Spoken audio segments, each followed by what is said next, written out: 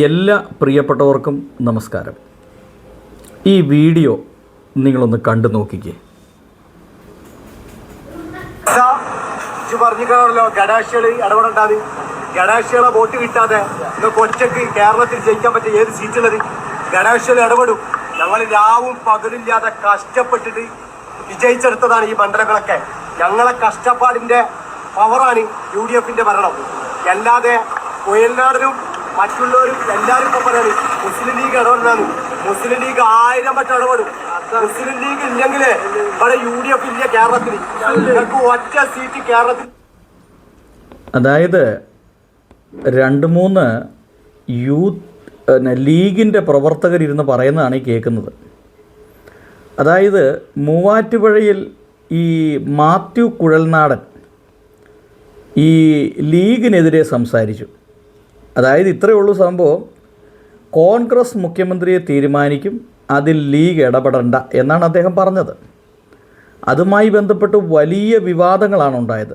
എന്നാൽ ഇപ്പോൾ കോൺഗ്രസിൻ്റെ മുഖ്യമന്ത്രിയെ ലീഗാണ് തീരുമാനിച്ചിരിക്കുന്നത്. കാരണം ലീഗാണ് പറഞ്ഞിരിക്കുന്നത് VD സതീശനല്ലാതെ വേറെ ആരും മുഖ്യമന്ത്രിയാകാൻ ഞങ്ങൾ സമ്മതിക്കില്ല.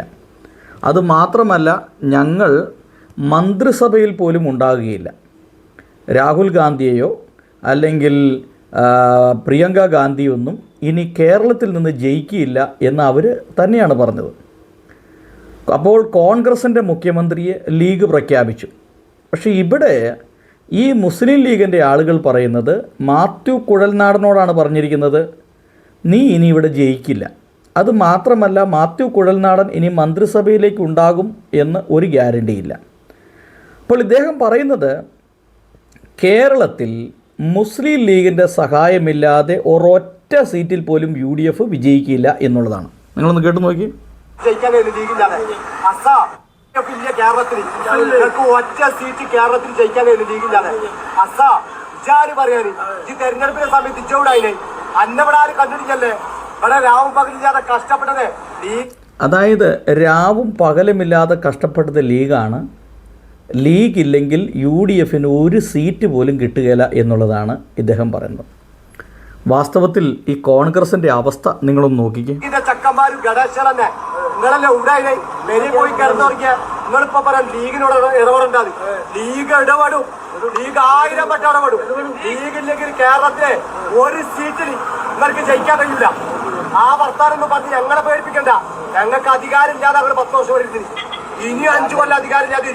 അപ്പോൾ ഇവർ പറയുന്നത് ഇനി ലീഗ് ഇല്ലെങ്കിൽ കോൺഗ്രസ്സിന് ഒരു സീറ്റ് പോലും കിട്ടുകയില്ല എന്നുള്ളതാണ്. നിങ്ങളൊന്ന് ആലോചിച്ച് നോക്കിയേ കോൺഗ്രസിൻ്റെ അവസ്ഥ. അപ്പോൾ കേരളത്തിലെ കോൺഗ്രസ്സിനെ മുസ്ലിം ലീഗ് വിഴുങ്ങി എന്നുള്ളതാണ് ഇതിൽ നിന്ന് മനസ്സിലാക്കാൻ കഴിയുന്നത്.